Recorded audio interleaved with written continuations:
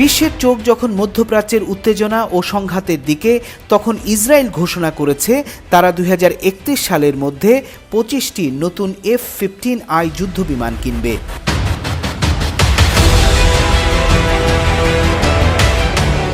এই পদক্ষেপ কি ইসরায়েলের আকাশ প্রতিরক্ষা ব্যবস্থাকে আরও শক্তিশালী করবে?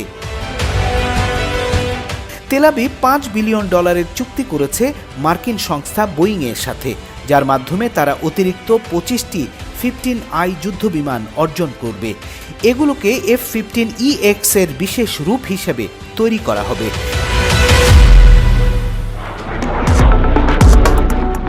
F-15I যুদ্ধবিমান মূলত খুব দূরের আক্রমণ এবং আকাশে শ্রেষ্ঠত্বের জন্য ডিজাইন করা হয়েছে।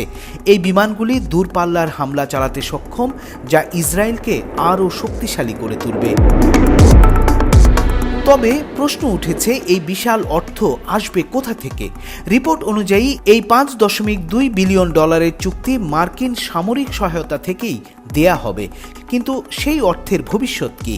যদি মার্কিন সহায়তা থেকে এই খরচ মেটানো হয়, তবে $3.8 বিলিয়ন বার্ষিক সহায়তা কি ইসরায়েলের এই বিশাল অর্থ খরচ করার জন্য পর্যাপ্ত হবে?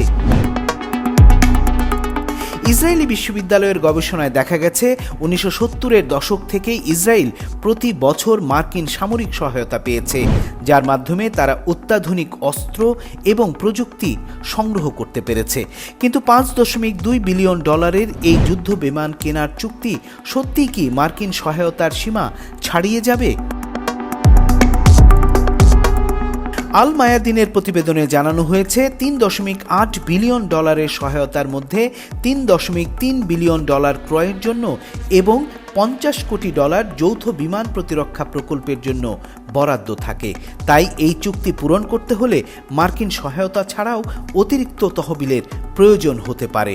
তবে গ্লোবস নামের এক সংবাদ ওয়েবসাইট জানিয়েছে, ইসরায়েল সম্ভবত কিস্তিতে অর্থ প্রদান করবে। ইসরায়েলি বিমান বাহিনী 2031 সালের মধ্যে বিমানগুলো গ্রহণ করবে বলে আশা করা হচ্ছে। অর্থাৎ প্রতি বছর 4 থেকে 6টি বিমান তাদের হাতে আসবে, যা তাদের সামরিক শক্তিকে আরও এক ধাপ এগিয়ে নেবে। তবে এই নতুন প্রযুক্তির বিমান কেনার সিদ্ধান্তের পেছনে কি শুধুমাত্র আকাশের শ্রেষ্ঠত্বের প্রতিশ্রুতি আছে, নাকি ইসরায়েল মধ্যপ্রাচ্যে নিজেদের আধিপত্য আরও সুসংহত করতে চায়? তবে এই চুক্তি শুধু একটি সামরিক উন্নয়ন নয়, এটি ইসরায়েলের প্রতিরক্ষা কৌশলের জন্য একটি বড় পদক্ষেপ। ইসরায়েলি বিমান বাহিনী ইতোমধ্যে বিভিন্ন দেশে বিমান হামলা চালিয়েছে, যার মধ্যে গাজা, সিরিয়া, লেবানন এবং ইরান পর্যন্ত অন্তর্ভুক্ত রয়েছে। এতে বোঝা যায় যুদ্ধ বিমানগুলো আক্রমণাত্মক কৌশলের অংশ হিসেবেও কাজ করতে পারে।